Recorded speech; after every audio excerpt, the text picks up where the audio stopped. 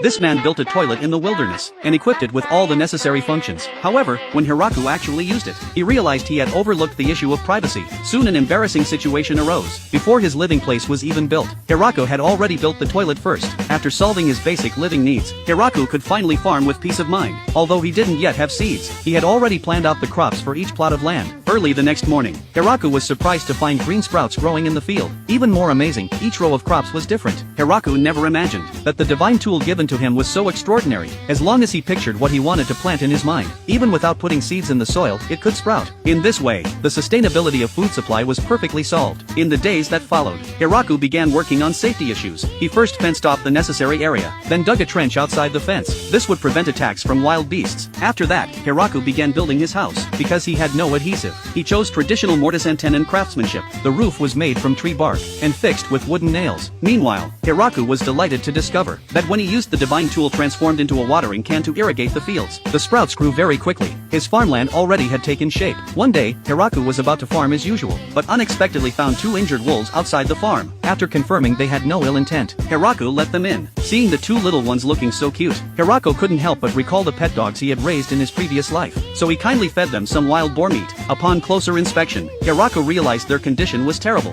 One of them was even pregnant, so kind-hearted Hiraku gave up his own house for them, and thoughtfully lit a fire at the door. The next day the mother wolf successfully gave birth to 4 wolf pups. To celebrate, Hiraku cut some prime cuts of wild boar meat, perhaps sensing Hiraku's kindness. After recovering from their injuries, they did not leave. Instead, they made this place their home. Hiraku was very happy to have companions by his side, so he built another house nearby, and gave them names. The male was called Koro, the female was called Yuki. In the days that followed, everyone had their roles. Yuki guarded the home, Koro went out hunting, while Hiraku focused on farming and harvesting. Even though life in another world was very comfortable, Hiraku still felt something was missing. Days passed one by one. The 4 wolf pups grew up. With their help, Hiraku finally no longer got lost in the forest. Until one day, Hiraku finally found the long-desired river, about 6 or 7 miles from the house. So he decided to build a waterway to bring water to the farmland. Considering long-term food storage, Hiraku planned to further clear the forest, and plant rapeseed and wheat, so later he could press oil and make flour-based foods. Winter soon arrived. His existing clothes could no longer resist the cold. Hiraku originally planned to use giant rabbit fur for warmth, but the lingering smell was unbearable.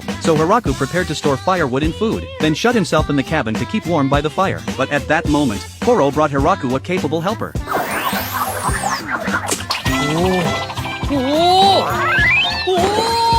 すごく高級そうな布だ。ハンカチかな。刺繍まで入っている。すごいな。ありがとう。 The spider liked the potatoes Hiraku gave her, so she settled in a nearby big tree. During this time, the spider used discarded animal fur to weave Hiraku a warm fluffy coat.